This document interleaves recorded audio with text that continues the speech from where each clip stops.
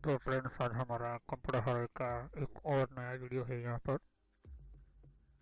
आज हम जो पढ़ने जा रहे हैं कि बाइनरी लैंग्वेज जो बनाई गई थी कंप्यूटर के लिए, जिसको हम कहते हैं कि कंप्यूटर जो हमारा पूरा काम करता है बाइनरी लैंग्वेज पर ही काम करता है।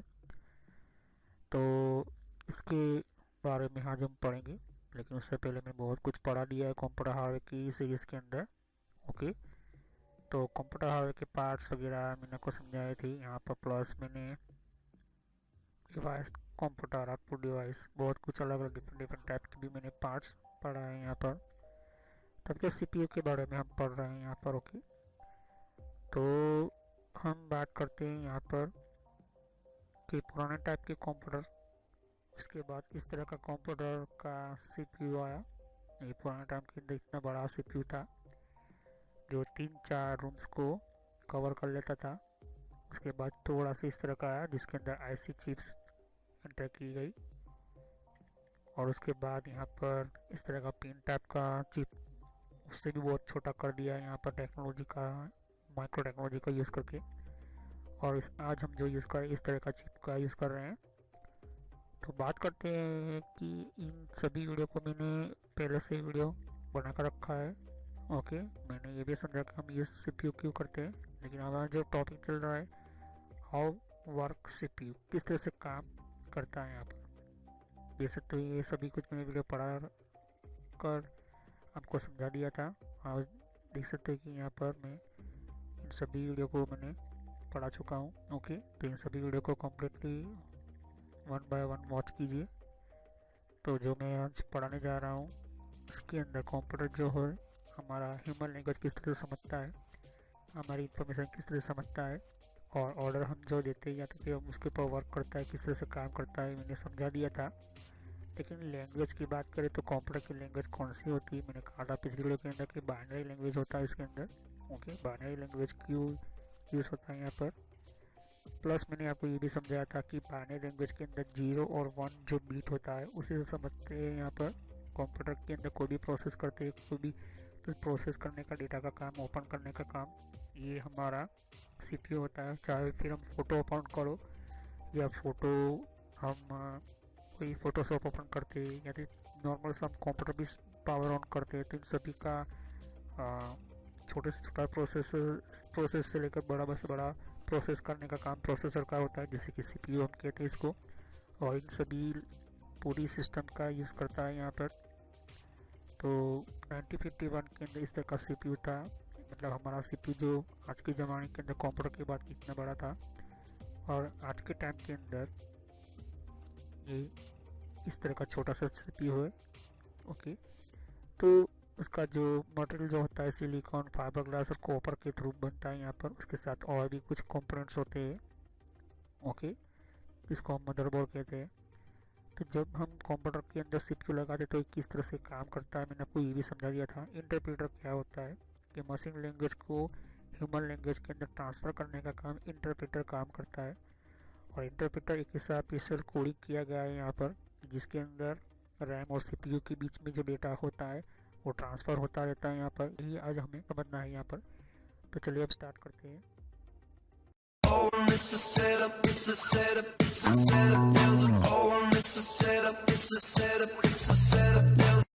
तो वीडियो को स्टार्ट करने से पहले मैं आपको छोटा सा मैसेज देना चाहता हूँ कि इस तरह से आप सोशल कॉलेज एंड एंटरटेनमेंट लिखोगे तो इस तरह से मेरा चैनल आ जाएगा।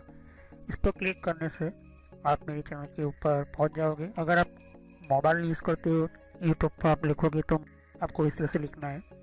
और बहुत मेरे प्लेलिस्ट के अंदर मैंने अलग अलग कोर्सेज बना कर रखे हुए हैं, तो आपको बेसिक नॉलेज पहले स्टार्ट कीजिए, उसके बाद ही ये अलग अलग डिफरेंट कोर्सेज को ज्वाइन कीजिए। तो मेरी सभी वीडियो पार्ट वाइज होती है यहाँ पर। सोशल कॉलेज एंटरटेनमेंट चैनल, ये जो चैनल है मेरा, ये आपको फ्री में और एडवांस लेवल पर सिखाने के लिए बहुत आपको हेल्पफुल रहेगा। और कोई भी प्रॉब्लम है तो आप मुझे कमेंट कर सकते हैं यहाँ पर। और यहाँ पर आप देख सकते हो कि जितने भी हमारे नए नए वीडियो होते हैं, तो अगर आपको नई नोटिफिकेशन मिले, आपको पता चले कि नई वीडियो कौन सी आई है, तो आप सब्सक्राइब कीजिए, जिससे कि आपको नया, और साइड पर बेल आइकॉन होता है इसके ऊपर क्लिक कीजिए, तो इससे आपको पता चलेगा कि नया वीडियो मेरा कौन सा है। तो चलिए हम वीडियो को कंटिन्यू करते हैं। तो जैसे कि आप देख सकते हो कि सीपीयू लेफ्ट साइड है और राइट साइड रैम है। ओके, ये सीपीयू है, मतलब हमारा चिप टाइप का ये सीपीयू। ओके, और रैम है। ओके, मैंने समझा दिया था, लेकिन फिर भी समझा रहा हूँ यहाँ पर। प्रोग्राम काउंटर का मतलब होता है, स्टेप वन होता है कि खुद का सीपीयू का अपना प्रोग्राम होता है जिसको बाइनरी लैंग्वेज कहते हैं। तो पहले एक रिक्वेस्ट भेजता है 342824 करके इंस्ट्रक्शन भेजता है रैम को। तो रैम जो इंस्ट्रक्शन पढ़ के उसके अंदर क्या इंस्टेंट कोड जो रजिस्टर होता है, इसका इंस्ट्रक्शन रजिस्टरेशन होता है, उसको एक इंस्ट्रक्शन भेजता है। तो वो उसके ऊपर प्रोसेस करता है सीपीयू। फिर उसके ऊपर तीसरा स्टेप्स होता है कि उसके अंदर इंस्ट्रक्शन प्रोसेस लॉजिक होता है, मीन्स उसके अंदर खुद का इंटरप्रेटर और मशीन कोड का थ्रू यूज़ करता है यहाँ पर। और उसके चौथे स्टेप के अंदर दूसरा ऑपरेंड होता है यहाँ पर, और ऑपरेंड जो होता है ऑपरेट करता है यहाँ पर डेटा को। और पाँचवें स्टेप के अंदर वो क्या करता है, डेटा को रीड करने का काम। फिर सातवें स्टेप के अंदर डेटा का रजिस्टर करता है, उसका रिजल्ट देता है। और आठवें स्टेप के अंदर वो क्या रैम को रिजल्ट दे देता है।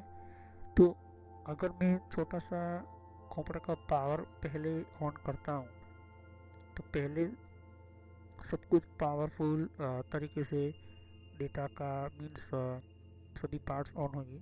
लेकिन जैसे ही पावर बायोस स्टार्ट होता है तो पहले प्रोग्राम काउंटर स्टार्ट होगा, सीपीयू स्टार्ट होगा, सीपीयू से भी सब प्रोसेस होती है। तो इस तरह से वन बाय वन होता है। अगर मैं कंप्यूटर के अंदर कोई फ़ोटो अपलोड या तो फिर फ़ोटो ओपन करता हूँ, तो क्या होता है, क्योंकि मैंने फ़ोटो पर डबल क्लिक किया है तो ये मीन्स ये फ़ोटो का मैंने इंस्ट्रक्शन दिया कंप्यूटर को कि आप फ़ोटो ओपन करें। तो यही मेन चीज़ें होती हैं यहाँ पर। तो three three F two four, ये 3824 करके मैंने कोई भी इसने इंस्ट्रक्शन दिया, तो हम इसको क्या करते हैं, डेटा को इसके अंदर प्रोसेस करवाते हैं। मीन्स प्रोसेसर प्रोसेस करता है उस डेटा के ऊपर। क्योंकि मैंने पिछली वीडियो में कहा था, अगर आपने वीडियो देखी होगी तो, कि आप कोई भी फ़ोटो भी आप अपलोड करते हो या फ़ोटो भी सेव करते हो या फिर फ़ोटो भी आप फाइल ओपन करते हो, तो हमारी बाइनरी लैंग्वेज के अंदर वो क्या होता है, वो कम्प्लीटली सेव होता है। जो हमें दिखा नहीं देती, लेकिन उसके अंदर बैकग्राउंड के अंदर काम होता है यहाँ पर। और उसको बाइनरी लैंग्वेज को ह्यूमन लैंग्वेज में ट्रांसफ़र करने का काम इंटरप्रेटर करता है। तो इंटरप्रेटर और बाइनरी लैंग्वेज इसके अंदर ही सेट होते हैं यहाँ पर। इसको इंस्ट्रक्शन प्रोसेस लॉजिक कहा जाता है यहाँ पर। तो जो प्रोसेसर का काम होता है और रैम के बीच में जो काम होता है, वो सीधा काम होता है कि रैम डेटा को स्टोर रखेगा टेम्पररी, और उसको डेटा देगा प्रोसेसर को, प्रोसेसर उसके ऊपर प्रोसेस करेगा और फिर से उस डेटा को मेमोरी को दे देगा। तो लगातार ये चलता रहता है। मीन्स अगर आपने छोटी सी भी आपने कोई फाइल भी ओपन की है कंप्यूटर की, या तो फिर आपने एक फ़ोटो भी अपलोड या तो फ़ोटो भी आपने ओपन किया है, या नेट चला रहे हो या कोई भी चल रहा है, ये सभी प्रोसेस बहुत ही मिली सेकेंड के अंदर होता है। तो कभी कभी आपका मोबाइल या तो फिर लैपटॉप हो या डेस्कटॉप कोई भी हो, ये रैम और सीपीयू के बीच में ये सिस्टम ही ऐसा होता है। तो मोबाइल के अंदर भी प्रोसेसर होते हैं, हमारे पिक्सल कुछ एचडी स्मार्ट टीवी के अंदर भी प्रोसेसर होते हैं, और कुछ हमारे हाई लेवल की जो हाई लेवल के भी कुछ डिवाइसेस जिसके अंदर कंप्यूटर सिस्टम ऐड है, उसके अंदर भी सीपीयू और रैम होते हैं यहाँ पर। लेकिन हम नॉर्मली बात करते हैं सिंपल सा एक इम्पोर्टेंट प्रोसेस की। तो यहाँ पर हमारा बाइनरी लैंग्वेज इस तरह का होता है, यहाँ पर देख सकते हो। और उसके अंदर इनबिल्ट होता है लो लेवल लैंग्वेज, जिसको मशीन लैंग्वेज कहते हैं, जिसको हम बाइनरी लैंग्वेज कहते हैं। और उस मशीन लैंग्वेज बाइनरी लैंग्वेज को कन्वर्ट करने का काम करता है इंटरप्रेटर में, जिसको ट्रांसलेटर बोला जाता है। मतलब ट्रांसफ़र करने का काम करता है वो। मतलब अगर मुझे कोई डेटा लिखना है तो 0101 फॉर्म में तो मुझे लिखने को पता नहीं चलेगा, नहीं मुझे में समझ में आएगा, ना सामने वाले को समझ में आएगा। तो जो हम कीबोर्ड के ऊपर ए प्रेस करते हैं, बी प्रेस करते हैं, कोई भी हम लिखते हैं वर्ड को, कोई भी शब्द को लिखते हैं, तो वो एक्चुअली कंप्यूटर के अंदर इस तरह से सेव होता है। यहाँ पर इस तरह का सेव होता है क्योंकि हर की के पीछे इसका नंबर फिक्स होता है, बाइनरी कोड इसके ऊपर फिक्स होता है। क्योंकि कंप्यूटर हमारा ह्यूमन लैंग्वेज समझता नहीं, इसलिए ये यहाँ पे इसको समझने के लिए इसको मशीन लैंग्वेज के अंदर ऑन किया गया, स्टार्ट किया, और मशीन लैंग्वेज को हमारी लैंग्वेज के अंदर भी समझ में आए, इसलिए हमने यहाँ पर बनाया है इंटरप्रेटर। तो इंटरप्रेटर ये दोनों इंजीनियर मीन्स हमारे ह्यूमंस ने, हमारे इंजीनियर्स ने ये बनाया है यहाँ पर कंप्यूटर की। अगर आपने देखा होगा IBM कंपनी है, इंटेल कंपनी है, तो सभी कंपनीज के इंजीनियर आपस में बातचीत करते हैं किस तरह से ये सेटअप होता है, यहाँ पर करना होता है। तो मैंने इंस्ट्रक्शन साइकिल के बारे में पढ़ा था, मशीन साइकिल्स के बारे में। तो फैच डेटा इंस्ट्रक्शन स्टोर होता है, तो पहले जो होता है फैच, फिर उसको डिकोड होता है, एग्जीक्यूट होता है, फिर स्टोर होता है। तो रीड इंस्ट्रक्शन फ्रॉम मेमोरी, फिर इसके ऊपर इंस्ट्रक्शन हमने दिया तो मेमोरी के थ्रू, जैसे कि अभी मैंने कहा।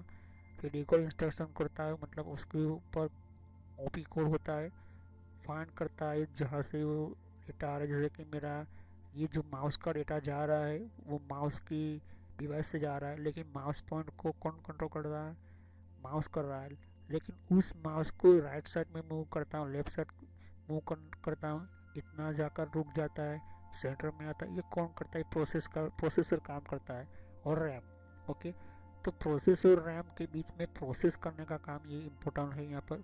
बहुत ही मिनी सेकंड्स के अंदर ये प्रोसेस होती रहती है, और रिट्रीव एंड ऑपरेट, फिर उसको रिट्रीव करता है, परफॉर्म करता है डिजाइन ऑपरेशन में। सब कुछ मैं पिछले वीडियो में समझा दिया था। तो जो हमें इम्पोर्टेंट आज इस वीडियो के अंदर ध्यान में रखना है कि किसने बाइनरी लैंग्वेज स्टार्ट की थी। तो जैसे कि आप देखोगे CPU के अंदर बहुत सारी अलग अलग प्रोसेस होती है, बहुत प्रोसेस करनी होती है, मतलब उसका पूरा जो लोड होता है प्रोसेस का, डेटा का पूरा जो लोड होता है, उसको सेंट्रल प्रोसेसिंग यूनिट इसलिए कहा जाता है क्योंकि जब भी डेटा कोई भी आएगा इसके थ्रू ही आएगा, इसके थ्रू ही जाएगा। इसका काम डेटा को स्टोर करने का नहीं है, और ना ही डेटा को रिमूव करने का है, सिर्फ डेटा के ऊपर काम करने का, उसका प्रोसेस करने का काम होता है। तो डेटा को हम एडिट करते हैं, कोई भी फ़ोटो हो तो हम एडिट करते हैं, कोई हम डिलीट करते हैं फ़ोटो को, कोई फोल्डर बनाते हैं, कोई सॉफ्टवेयर बनाते हैं, कोई सॉफ्टवेयर को ओपन करते हैं, फाइल को सेव करते हैं, हम कोई गेम खेलते हैं, बहुत कुछ जितना भी होता है वो सेंट्रल प्रोसेसिंग यूनिट ही करता है। और उसके अंदर इंस्ट्रक्शन सेट आर्किटेक्चर होता है जिसको ईसा नाम दिया गया है। तो ईसा क्या है, ISA is a set of instruction of in ISA is set of instruction in binary code. तो क्या है, ईसा एक ऐसा इंस्ट्रक्शन देने वाला बाइनरी कोड बनाने वाला सिस्टम है जिसने इम्प्लीमेंट किया था by the CPU's micro architecture. जो CPU का मेन आर्किटेक्चर कहा जाता है, उसका CPU का मेन सिस्टम कहा जाता है, इसको माइक्रो मतलब आप देख भी नहीं सकते इसके अंदर सिस्टम के अंदर। तो this instruction can be directly interpreted and execute by the CPU। तो जैसे कि मैंने कहा कि इंटरप्रेटर का एक स्पेशल सॉफ्टवेयर होता है यहाँ पे इसके अंदर, जो बाइनरी लैंग्वेज तो होता है, बाइनरी लैंग्वेज का कोड तो होता है, लेकिन यहाँ पर इंटरप्रेटर का भी यहाँ पे एक सिस्टम होता है इसके अंदर। इसके L1 L2 कैश मेमोरी के थ्रू ही काम करता है, और वो क्या करता है, हमारे मशीन लैंग्वेज को बाइनरी लैंग्वेज में कन्वर्ट करता है, और बाइनरी लैंग्वेज को हमारे मशीन के थ्रू हमारे ह्यूमन लैंग्वेज के अंदर कन्वर्ट करता है। मतलब अगर मुझे कोई भाषा चुननी है, मुझे ऑपरेटिंग सिस्टम को, मतलब ये इंग्लिश में लिखा है उसको हिंदी में लिखना है, या तो फिर मुझे कोई और भाषा में लिखना है, तो ये जो हम समझ सकते हैं कि ये हमने इंग्लिश में लिखा, लेकिन कंप्यूटर कैसे समझ सकता है, कंप्यूटर कैसे जानता है। तो इसके पीछे जो होती है बाइनरी लैंग्वेज और इंटरप्रेटर काम करता है यहाँ पर। जैसे कि मैं पिछले वीडियो में कहा था कि हाई लेवल लैंग्वेज पर हम लोग होते हैं, ह्यूमन लोग होते हैं, जिसको हम बहुत सारी अलग अलग उसकी भाषा होती है, अलग अलग कुछ उनके शब्द होते हैं, बहुत सारे शब्द होते हैं। लेकिन इंटरप्रेटर लो लेवल लैंग्वेज का काम क्या है, लो लेवल मीन्स प्रोसेसर के अंदर बाइनरी लैंग्वेज जो होती है, कोड होते हैं, उनके अंदर सेट करने का काम होता है। और उन प्रोसेसर के थ्रू हमें, प्रोसेसर को ये नहीं पता होता है कि जिसको डेटा भेजना है वो क्या इंग्लिश जानता है या हिंदी जानता है, उसको लैंग्वेज के ऊपर डिपेंड नहीं होता है, वो डिपेंड होता है अपने मशीन कोड के थ्रू, जिसको बाइनरी लैंग्वेज कहा जाता है। लेकिन उसको कंट्रोल करता है, उसको ट्रांसफ़र करने का, डेटा का प्रोसेस करने का काम होता है, इंटरप्रेटर का काम करता है। ये इम्पोर्टेंट होता है। तो इंटरप्रेटर का एक ऐसा डिज़ाइन, ऐसा प्रोग्राम, ऐसा डेटा इसके साथ जुड़ा हुआ होता है जिसको ये समझाता है कि ये बाइनरी लैंग्वेज तो समझेगा, लेकिन इसको, इसका काम ये है कि ये हमें, हमारी इंग्लिश, अगर कोई इंग्लिश का यूज़ करने वाला कंप्यूटर है, तो ये इसका काम ये होगा कि डेटा को बाइनरी लैंग्वेज में सेव करेगा, और बाइनरी लैंग्वेज में कोई डेटा रीड करना है मतलब पढ़ना है, तो यही फिर से वो बाइनरी लैंग्वेज से सीधा इंग्लिश लैंग्वेज में ले जाएगा। तो इस तरह से इंटरप्रेटर का काम होता है ट्रांसलेटर का। तो बात करते हैं हम सीपीयू सेंट्रल प्रोसेसिंग यूनिट की। इसके अंदर कौन कौन से यूनिट होते हैं। तो यूनिट क्या होता है, मतलब पार्ट्स ऑफ सिस्टम्स। तो सीपीयू के अंदर 4 तरह की यूनिट बहुत होते हैं बेसिकली। पहला जो होता है, उसका पहला यूनिट जो होता है सर्किट बोर्ड। इसके ऊपर बहुत सारी अलग अलग सर्किट की इसके अंदर स्ट्रक्चर होते हैं, इसके अंदर डिज़ाइन होता है उसका, मैंने आपको पिछले वीडियो में बताया था। दूसरा होता है एएलयू, जिसको अर्थमेटिक लॉजिक यूनिट कहा जाता है। तीसरा होता है सीयू, और चौथा होता है मेमोरी यूनिट, जिसको अंदर L1 L2 कैश मेमोरी, उसके अंदर कुछ रजिस्टर्स होते हैं। तो पहले बात करते हैं एएलयू। एएलयू क्या होता है, अर्थमेटिक लॉजिक यूनिट, जिसका मीन्स होता है कि इसके अंदर बाइनरी कोड का एक स्पेशल यूनिट होता है। तो ये क्या करता है कि अपने अर्थमेटिक सिस्टम लॉजिक के थ्रू ये सोचने का काम करता है कि अगर आपने ध्यान से देखा होगा कि डेस्कटॉप पे कोई फोटो ओपन करते हो, उसको एडिट करते हो, सेव करते हो, कंप्यूटर को बंद कर देते हो, कंप्यूटर को स्टार्ट करते हो, फिर से डेस्कटॉप पर जाते हो, इसको ओपन करते हो, तो फिर से वैसा ही आपको एडिट करा हुआ आपको इमेजेस मिलता है। तो ऐसा क्या होता है, अर्थमेटिक लॉजिक के कारण होता है यहाँ पर, क्योंकि वो सिस्टम को जानता है कि आप कोई इमेज के ऊपर लाइन खींच रहे हो, कोई इमेज को कट कर रहे हो, तो ये जो होता है ये अर्थमेटिक लॉजिक होता है यहाँ पर। अगर आपने ध्यान से देखा होगा कि फोटोशॉप का कोई डेटा है, तो वो दूसरा कोई सॉफ्टवेयर नहीं ले सकता।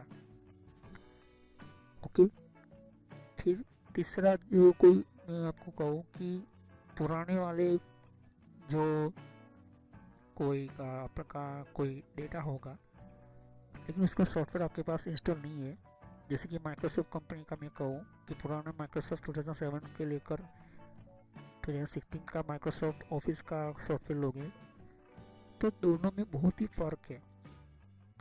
तो इसका अर्थमेटिक लॉजिक यूनिट के साथ साथ इसका जो कोड होता है वो चेंज होता है यहाँ पर, क्योंकि यहाँ पर बाइनरी लैंग्वेज जो होता है वो तो सेम ही रहेगा, लेकिन कोड कौन सा चेंज होगा, जो नया सॉफ्टवेयर आए उसका कोड चेंज हो जाएगा।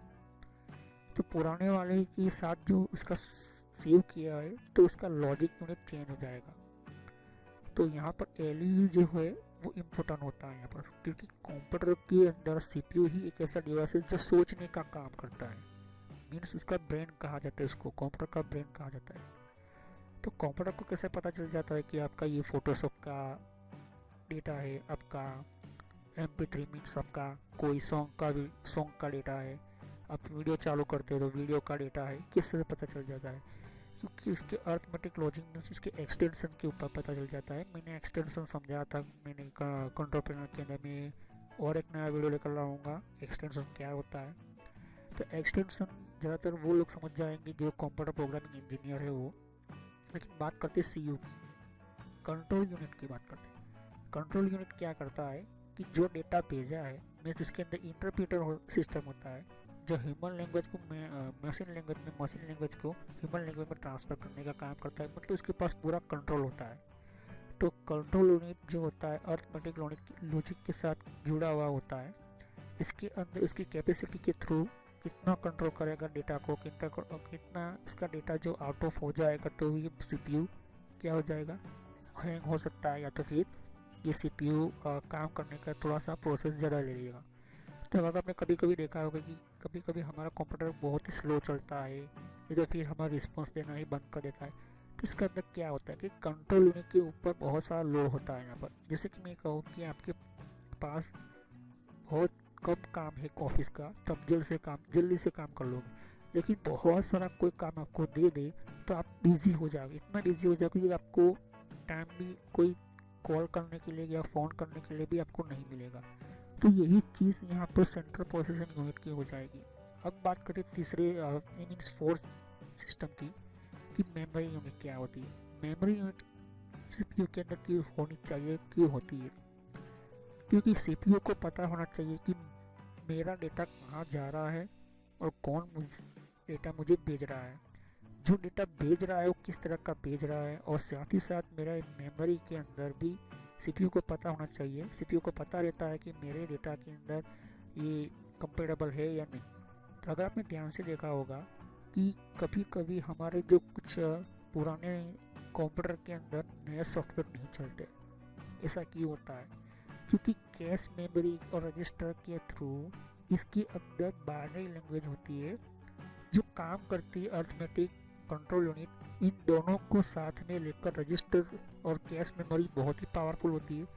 इसके अंदर डेटा को प्रोसेस और उसको ट्रांसफ़र करने का काम बहुत ही पावरफुल होता है।